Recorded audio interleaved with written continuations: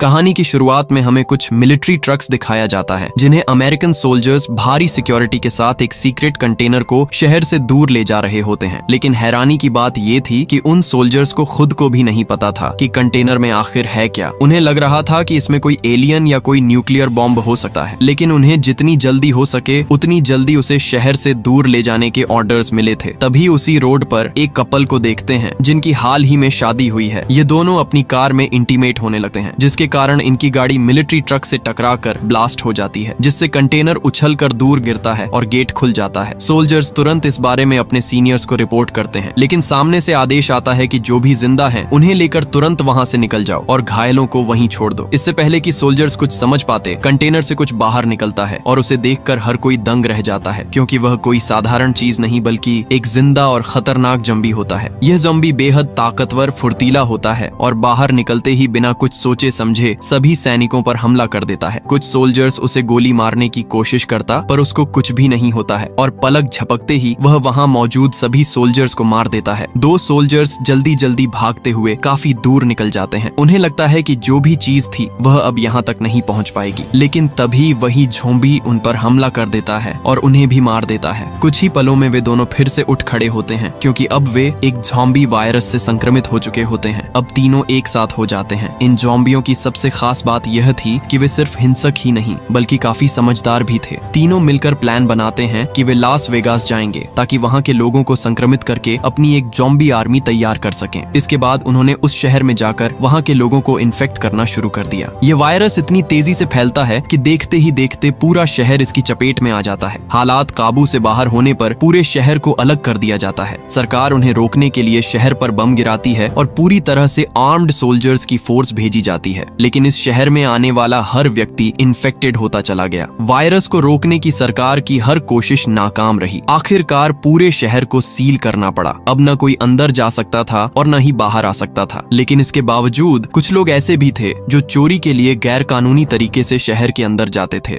Las Vegas को पैसों का शहर कहा जाता था, क्योंकि वायरस के चलते लोगों को अपने घर और वॉल्ट्स में रखे पैसे वहीं छोड़कर भागना पड़ा था। ऐसा माना जाता था कि वहां के कसीनो में अब भी इतना पैसा छुपा हुआ है कि अगर किसी के हाथ लग जाए तो उसकी कई पीढ़ियां आराम से लग्जरी जिंदगी जी सकती हैं। इसके बाद हमें स्कॉट नाम का एक एक्स मिलिट्री सोल्जर दिखाया जाता है, जो कभी वेगास में एक मिलिट्री सोल्जर हुआ करता था, लेकिन अब वह एक साधारण शेफ की नौकरी करता है। एक दिन वह रोज की तरह अपना काम कर रहा होता है, तभी वहाँ मिस्टर तनाका नाम का एक आदमी उससे मिलने आता है। मिस्टर तनाका कोई मामूली इंसान नहीं था। उसका स्कॉट जैसे आदमी से मिलना ही बहुत बड़ी बात थी। वह स्कॉट को बताता है कि सरकार पहले ही लॉकडाउन लगा चुकी है और जिन इलाकों में ज़ॉम्बियों को काबू करना नामुमकिन है वहाँ बम गिराने की तैयारी चल रही है। साथ ही सरकार ने यह भी भरोसा दिया है कि लोगों की जरूरी चीजें किसी तरह उन तक पहुँचाई जाएगी। तनाका आगे बताता है कि वह एक बड़े कैसीनो का मालिक है और उसके अंदर उसके 200 मिलियन डॉलर रखे हुए हैं। इतनी बड़ी रकम को वह सरकारी मदद से बाहर नहीं निकाल सकता, इसीलिए उसे एक भरोसेमंद और बहादुर इंसान की जरूरत है। वह स्कॉट को ऑफर देता है कि अगर वह उसके कैसीनो से वह पैसे निकाल लाए तो बदले में उसे 50 मिलियन डॉलर दिए जाएंगे। शुरुआत में स्कॉट को अपने कानों पर यकीन नहीं होता। वह इस मिशन में खास दिलचस्पी नहीं दिखाता। वह स्कॉट को इस काम के लिए ज्यादा फोर्स नहीं करना चाहता था, इसीलिए उसने स्कॉट को एक मैप दिया और चुपचाप वहां से चला गया। अब फैसला स्कॉट के हाथ में था कि वह यह काम करेगा या नहीं। इसके बाद हमें क्वारंटीन कैंप दिखाया जाता है, जहाँ वेगस से रेस्क्यू किए गए लोगों को रखा जाता था। यहाँ हम स्कॉट की बेटी केट को देखते हैं, जो लोगों की मदद करने का काम करती थी। गीता नाम की एक औरत जो केट की दोस्त भी थी, उसे बताती है कि वह कल क्वारंटीन जोन के अंदर जाना चाहती है। इस पर केट उसे ऐसा करने से साफ मना कर देती है, क्योंकि अंदर बहुत खतरा था। लेकिन गीता कहती है कि मैं बस थोड़ी देर के लिए अंदर जाऊंगी और वहाँ से कुछ पैसे लेकर वापस लौट आऊंगी। हमने कुछ लोगों को ऐसा करते हुए देखा था। कई लोग अंदर गए और बहुत सारा पैसा लेकर लौट आया, इसीलिए मैं भी अंदर जाकर कुछ पैसे लेकर वापस आ जाऊंगी। केट उसे समझाती है कि ये सब सिर्फ अफवाहें हैं, क्योंकि आज तक वहाँ से कोई भी लौट कर नहीं आया। वे बात कर ही रहे होती हैं कि तभी वहाँ एक गार्ड आ जाता है जिसका नाम वार्ड होती है। वह केट को गुस्से में देखकर उसे शक होता है कि कहीं वह संक्रमित तो नहीं, और वह उन दोनों पर टेम्परेचर गन रख देता है। अगर उनकी बॉडी टेम्परेचर तय लिमिट से कम होती तो समझा जाता कि वे संक्रमित हैं, लेकिन खुशकिस्मती से ऐसा नहीं होता। इसी बीच बर्ड केट के साथ बदतमीजी करता है और उसे गलत तरीके से छूने की कोशिश करता है। केट तुरंत उसका हाथ हटा देती है और उसे खुद से दूर रहने को कहती है। इसके बाद वह वहाँ से चला जाता है। गीता कहती है कि ठीक है, मैं अंदर नहीं जाऊंगी, लेकिन अपने बच्चों को सुरक्षित जगह भेजने भेजने का कोई और तरीका ढूंढना होगा। इसके बाद हम स्कॉट को देखते हैं, जिसकी नींद एक भयानक सपने से अचानक खुल जाती है। वह हर रात उसी दिन की यादों में खो जाता है जब उसने अपने ही हाथों से अपनी संक्रमित पत्नी की जान ली थी। ये सब उसकी बेटी देख लेती है, जिसके कारण वह स्कॉट से नफरत करने लगती है। अब उसने ठान लिया था कि वह यह काम करेगा, क्योंकि उसे भी पैसों की जरूरत थी, पर इसे अंजाम देने के लिए उसे एक टीम की जरूरत है। इसलिए वह मिस्टर तनाका को फोन करता है। तनाका उससे कहता है कि एक ऐसी टीम बनाओ जिसमें एक तिजोरी तोड़ने वाला हो और एक पायलट हो, जो काम होने के बाद तुम्हें वहां से निकाल सके। इसके बाद स्कॉट अपनी पुरानी दोस्त मरिया के पास जाता है, जो अब एक कार रिपेयर शॉप चला रही थी। उसने मरिया को इस ऑफर के बारे में बताया और कहा, आज तक हमने कितनों को बचाया, पर हमें बदले में क्या मिला, लेकिन इस बार हमें खुद के लिए कुछ करने का मौका मिला है। स्कॉट मरिया को बताता है कि इस काम को करने में हमें $50 मिलियन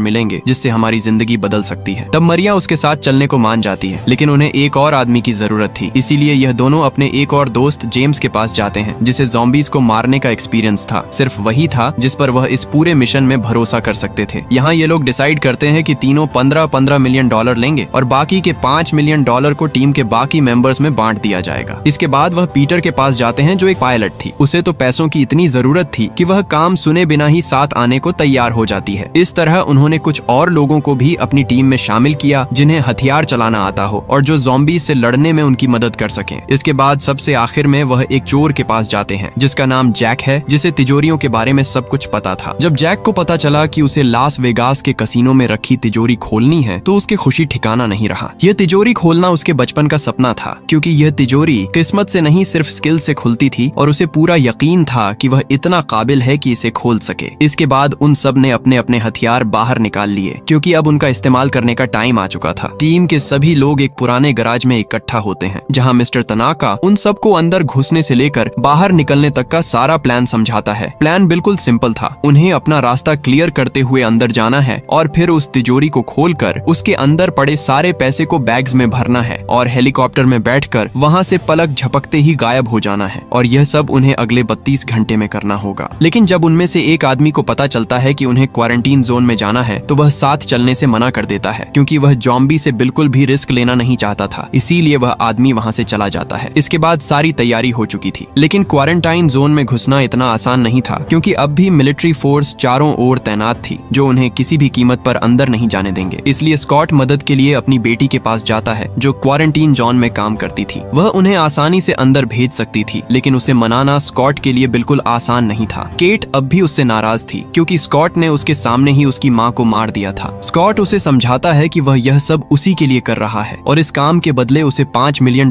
देने की बात करता है, ताकि तुम बहुत सारे लोगों की मदद कर सको। इसके बाद केट उनकी मदद करने के लिए तैयार हो जाती है। उसी रात केट की दोस्त गीता 2 लड़कियों के साथ लिली नाम की एक लड़की के पास जाती है और उससे रिक्वेस्ट करती है कि वह उन्हें वेगस के अंदर भेज दे। उधर जेम्स जैक को गन चलाना सिखाता है, क्योंकि पूरी टीम में वही एक था जिसने कभी किसी ज़ॉम्बी को नहीं मारा था। वह नहीं चाहता था कि मिशन के दौरान वह किसी पर बोझ बने। इसी बीच उनकी टीम में मार्टिन नाम का एक आदमी और जुड़ जाता है, जिसे मिस्टर तनाका ने उन पर नजर रखने के लिए भेजा था। टीम में कोई भी उसे पसंद नहीं करता था, क्योंकि वह उनके किसी काम का नहीं था। इसके बाद केट उन्हें लिली से मिलवाती है, जिसे लोग पासपोर्ट के नाम से भी जानते थे, क्योंकि वह पैसों के बदले लोगों को अंदर भेजती थी। केट अपना काम खत्म करके वहां से जाने ही वाली होती है, तभी वह गीता के बच्चों को रोते हुए देखती है। तभी उसे पता चलता है कि लिली ने गीता को अंदर भेज दिया है। यह सुनकर वह गुस्से में आ जाती है और लिली को जोर से पंच मारकर उससे पूछती है कि उसने उसे अंदर क्यों भेजा। अब इसमें लिली की भी कोई गलती नहीं थी,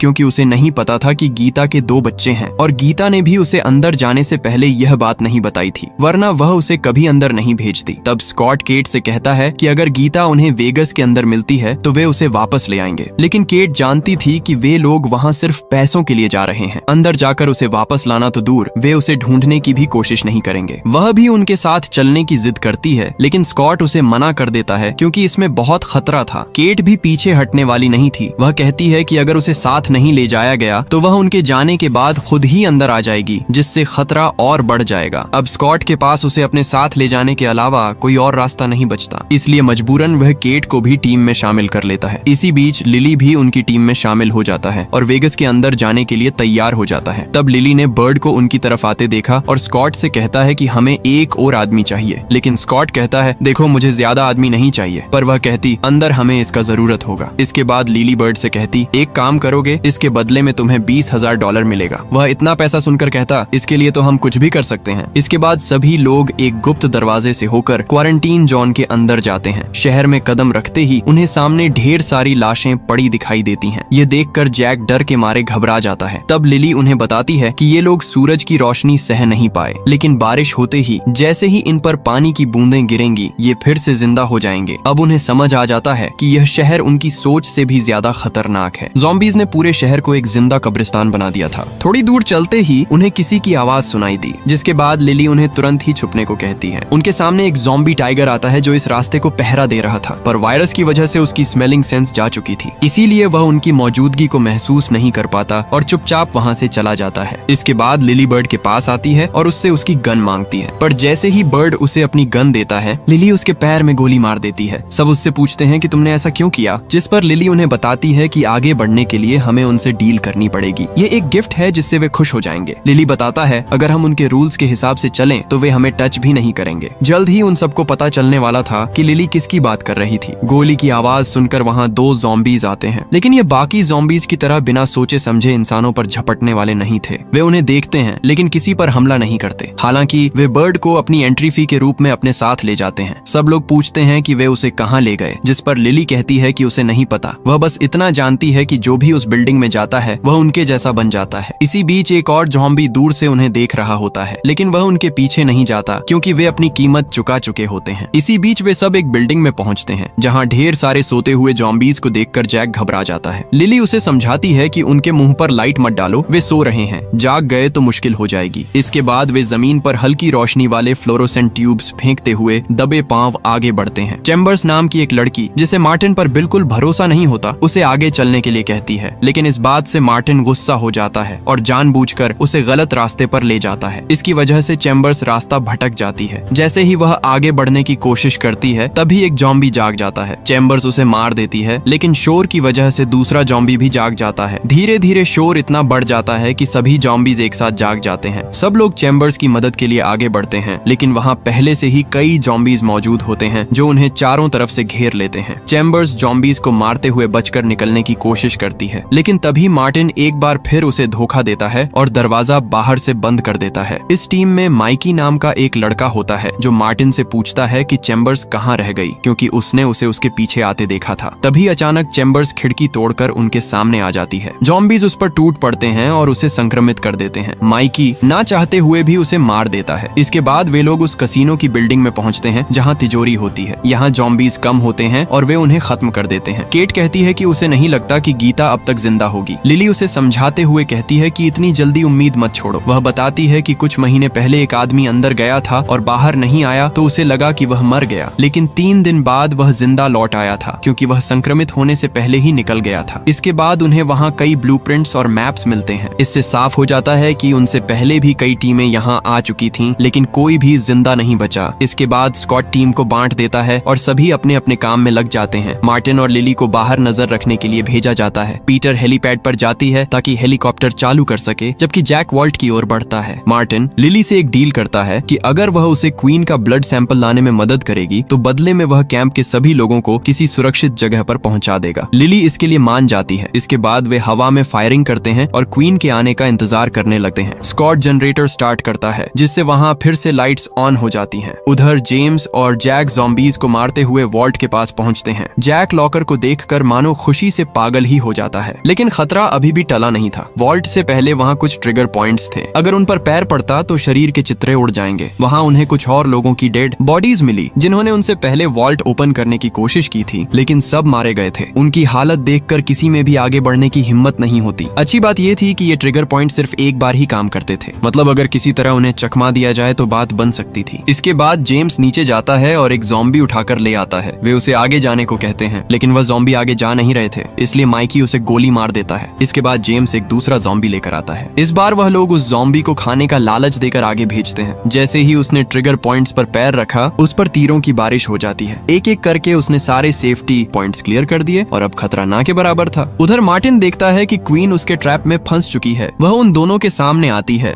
लेकिन जब उसने देखा कि इन लोगों ने उसके लिए कुछ नहीं रखा है तो वह उन पर गुस्सा हो जाती है। मार्टिन क्वीन को पकड़ लेता है, लेकिन तभी एक दूसरा ज़ॉम्बी उस पर हमला कर देता है। वह उसे इन्फेक्ट करने ही वाला होता है कि तभी लिली उसे मार देती है। इसके बाद मार्टिन क्वीन के पास जाकर तार से उसकी गर्दन काटने लगता है। लिली घबराकर कहती है, तुम ये क्या कर रहे हो? तुम्हें तो सिर्फ ब्लड सैंपल चाहिए था। लेकिन मार्टिन अपने बॉस को खुश करने के लिए किसी भी हद तक जाने को तैयार था। इसी बीच गीता दिखाई देती है जो अल्फा ज़ॉम्बी के कब्जे में होती है। वह उसे इन्फेक्ट करने ही वाला होता है कि तभी उसे क्वीन की चीखें सुनाई देती हैं। इसके बाद वह उसे खोजने के लिए चला जाता है। दूसरी तरफ स्कॉट न्यूज में देखता है कि सरकार ने दबाव में आकर शहर को तय समय से 24 घंटे पहले ही न्यूक्लियर बम से उड़ाने का फैसला किया है। यानी अब उनके पास बचने के लिए बहुत कम समय रह गया था। वहीं पीटर जिस हेलीकॉप्टर को स्टार्ट करने की कोशिश कर रही होती है वह पुराना होने के कारण आग पकड़ लेता है। वह किसी तरह आग पर काबू पा लेती है, लेकिन अब हेलीकॉप्टर स्टार्ट होगा या नहीं ये कहना मुश्किल था। इधर स्कॉट जल्दी से ऊपर आता है और जैक से पूछता है कि वॉल्ट खोलने में और कितना समय लगेगा, लेकिन जैक जो इसे खोलने ही वाला होता है उसकी वजह से परेशान हो जाता है। वह स्कॉट पर चिल्लाकर कहता है, मेरी बात ध्यान से सुनो, ये लॉकर दुनिया के सबसे हाईटेक लॉकर्स में से एक है। वह गुस्से में कहता है कि अगर तुमने एक बार और मेरा ध्यान भटकाया तो यह वॉल्ट कभी नहीं खुलेगी। उसे इतना गंभीर देखकर एक पल के लिए स्कॉट भी पीछे हट जाता है और उसे अपना काम करने देता है। उन्होंने उसे यह नहीं बताया कि बम ब्लास्ट होने में अब सिर्फ कुछ ही घंटे बचे हैं, वरना वह घबरा जाता। उधर अल्फा ज़ॉम्बी जब क्वीन के पास पहुंचता है तो वहां उसे उसकी सिर कटी लाश पड़ी हुई मिलती है। यह देखकर अल्फा ज़ॉम्बी को बहुत गुस्सा आता है। वह उसे अपनी पूरी सेना के सामने ले आता है। जब वह क्वीन का पेट चीरकर बच्चे को बाहर निकालता है तो पता चलता है कि बच्चा मर चुका था। ये देखकर उसकी आंखों में खून उतर आता है। इसके बाद वह अपनी सेना को तैयार करता है और युद्ध का ऐलान करता है। स्कॉट और उसकी टीम को इस बात का अंदाजा नहीं था कि कितना बड़ा खतरा उनके सामने है। वे अभी भी पैसों को लेकर भागने की फिराक में थे। वहाँ उन्हें कुछ पैसे मिलते हैं जिन्हें वे आपस में बांट लेते हैं। स्कॉट ने इतनी बड़ी रकम पहले कभी नहीं देखी थी, लेकिन उस वॉल्ट के अंदर जो असली चीज थी उसके सामने यह रकम कुछ भी नहीं थी। काफी देर की कोशिश के बाद जैक आखिरकार लॉक खोल देता है। जैसे ही वे वॉल्ट का दरवाजा खोलते हैं, अंदर पड़े पैसों को देखकर सबकी आंखें फटी की फटी रह जाती हैं। वे लोग जल्दी जल्दी सारे पैसे बैग्स में भरने लगते हैं और उन्हें हेलीकॉप्टर में लोड करने लगते हैं। देखते ही देखते पूरी वॉल्ट खाली हो जाती है। इसी दौरान स्कॉट को पता चलता है कि केट वहाँ नहीं है। वह उसे काफी ढूंढता है, लेकिन केट का कोई आता पता नहीं चलता है क्योंकि वह अकेले ही गीता को ढूंढने के लिए उस खतरनाक बिल्डिंग के बाहर पहुंच जाती है। इसके बाद अल्फा ज़ॉम्बी को दिखाया जाता है जिसकी पूरी सेना कसीनो की ओर बढ़ रही होती है। जल्द ही पूरी बिल्डिंग खाली हो जाती है, जिसके बाद केट अंदर जाती है। हालांकि खतरा अभी टला नहीं था। स्कॉट अपनी बेटी को ढूंढने जाने ही वाला होता है कि तभी लिफ्ट का दरवाजा खुलता है और जिसकी सेना मरिया की गर्दन तोड़कर उसे मार डालती है। सब कुछ इतनी जल्दी हुआ कि स्कॉट को समझने का भी मौका नहीं मिला। जैक और जेम्स देखते हैं कि बहुत सारे ज़ॉम्बी उनकी तरफ आ रहे हैं। इसके बाद वे दोनों फायर करते हुए लॉकर की तरफ बढ़ जाते हैं क्योंकि छुपने के लिए वही सबसे सुरक्षित जगह थी। दूसरी तरफ लिली और मार्टिन वहाँ से भाग ही रहे होते हैं कि तभी मार्टिन ऊपर से दरवाजा बंद कर देता है क्योंकि उसे जो चाहिए था वह मिल चुका होता है। वह कहता है कि मिस्टर तनाका को पैसों से कोई मतलब नहीं है। इस बैग में जो है वह उन पैसों से कहीं ज्यादा कीमती है। उधर अल्फा ज़ॉम्बी वॉल्ट के अंदर पहुंचता है जहां उसके सामने जैक और जेम्स होते हैं। वे दोनों उस पर गोली चलाते हैं, लेकिन उसके सिर पर लोहे का हेलमेट होने की वजह से गोलियों का कोई असर नहीं होता। जेम्स उससे लड़ने लगता है, लेकिन अल्फा ज़ॉम्बी उससे कहीं ज्यादा ताकतवर होता है। वह जेम्स को बुरी तरह मारता है और उसे काट कर इन्फेक्ट करने ही वाला होता है कि तभी जैक बीच में कूद पड़ता है और उसकी जान बचा लेता है। वह अपनी जान की परवाह किए बिना जेम्स को वॉल्ट के अंदर धकेल देता है और खुद दरवाजा बंद करने के लिए बाहर ही रुक जाता है। इसके बाद अल्फा ज़ॉम्बी जैक को मार देता है। उधर मार्टिन सबको धोखा देकर भागने की कोशिश कर रहा था, लेकिन तभी उसे बैग में कुछ अजीब सा महसूस हुआ। जब उसने बैग खोला तो उसने पाया कि उसके अंदर क्वीन का सिर नहीं था, क्योंकि लिली ने पैसे बटोरते वक्त बड़ी चालाकी से बैगों की अदला बदली कर दी थी। वह कुछ समझ पाता उससे पहले ही वहाँ ज़ॉम्बी टाइगर आ जाता है और मार्टिन पर अटैक कर देता है। वह मार्टिन को अपने नुकीली जबड़े से दबोच लेता है और उसे बुरी तरह नोच डालता है। आखिर में वह उसके सिर को कच्चा चबाकर उसे मार डालता है। दूसरी तरफ स्कॉट बचे हुए लोगों के साथ ऊपर जाने की कोशिश करता है, लेकिन नीचे ज़ॉम्बीज की पूरी सेना मौजूद थी। उनसे लड़ते लड़ते स्कॉट की सारी बुलेट खत्म हो जाती है। ज़ॉम्बीज बेचारे माइकी को भी काट लेते हैं। इसके बाद माइकी अपनी जैकेट में लगे सारे ग्रेनेड्स की पिन खींच लेता है और वहीं एक बहुत बड़ा ब्लास्ट कर देता है। उस ब्लास्ट में बहुत सारे ज़ॉम्बीज भी मारे जाते हैं। स्कॉट लिली के साथ ऊपर पहुंचता है, लेकिन वह देखता है कि पीटर अभी तक हेलीकॉप्टर स्टार्ट नहीं कर पाई है। स्कॉट उसे जल्दी करने को कहता है। तभी वहाँ अल्फा ज़ॉम्बी आ जाता है। वह उन पर हमला करने ही वाला होता है कि तभी लिली अपने बैग से क्वीन का सिर निकालती है और उस पर गन तान देती है। वह कहती है, अगर तुम तुम आगे बढ़े तो इसका भेजा उड़ा दूंगी। ये सुनकर अल्फा जॉम्बी को रुकना पड़ता है। खुशकिस्मती से हेलीकॉप्टर स्टार्ट हो जाता है। उन्हें अपनी आंखों के सामने से जाते देख अल्फा जॉम्बी गुस्से से पागल हो जाता है। जैसे ही लिली का ध्यान उससे हटता है, वह एक रॉड उसकी बॉडी के आर पार घुसा देता है। इसके बाद लिली भी क्वीन का सिर बिल्डिंग से नीचे फेंक देती है और उसे मार डालती है। फिर अल्फा जॉम्बी अपनी सेना के साथ उसी बिल्डिंग की ओर बढ़ता है। इसी बीच स्कॉट पीटर से कहता है, तुम मुझे कहीं उतार दो, मैं केट को लेकर आता हूँ। दूसरी तरफ स्कॉट की बेटी आखिरकार गीता को ढूंढ लेती है और उसे बचा लेती है, लेकिन उनके पीछे बर्ड पड़ा होता है जो अब पूरी तरह एक खतरनाक जॉम्बी बन चुका था। स्कॉट की बेटी हिम्मत दिखाती है और उसे मार गिराती है। उसी वक्त अल्फा जॉम्बी अपने बाकी साथियों के साथ वहां पहुंच जाता है और उन पर हमला करने की कोशिश करता है। तभी स्कॉट भी वहां पहुंच जाता है। वह बिना देर किए अपनी बेटी और गीता को लेकर वहां से भागता है। तीनों किसी तरह छत की ओर दौड़ते हैं ताकि हेलीकॉप्टर से निकल सकें, लेकिन खतरा अभी टला नहीं था क्योंकि अल्फा जॉम्बी उनका पीछा करते हुए हेलीकॉप्टर के अंदर कूद जाता है। अब हेलीकॉप्टर के अंदर स्कॉट और अल्फा जॉम्बी के बीच जबरदस्त लड़ाई शुरू हो जाती है। दोनों पूरी ताकत से भिड़ते हैं। इसी दौरान जॉम्बी स्कॉट को काट लेता है। घायल होने के बावजूद स्कॉट हिम्मत नहीं हारता और आखिरी ताकत जुटाकर उसे गोली मार देता है। इस तरह अल्फा जॉम्बी हमेशा के लिए खत्म हो जाता है। लेकिन मुश्किल अभी खत्म नहीं हुई थी। बमबारी शुरू होने में सिर्फ 5 मिनट बचे थे और सबको तुरंत वहां से निकलना था। लड़ाई के दौरान पीटर को भी गोली लग चुकी होती है। फिर भी वह हिम्मत करके हेलीकॉप्टर उड़ाने की कोशिश करती है। जैसे ही हेलीकॉप्टर उड़ता है, शहर में धमाके शुरू हो जाते हैं। चारों तरफ आग और धुएं के बादल छा जाते हैं।